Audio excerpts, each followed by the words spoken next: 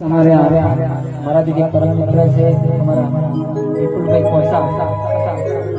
અને અમારી ગુણદીદી મારી ચામુંડા ને મારી ગોબડી માતા ખરેખર માતાજીને બહુ મનોકામના છે આપણી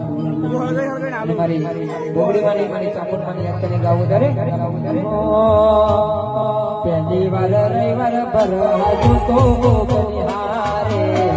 સાવાના પૈસા વિપુલ નોતા મારી કરે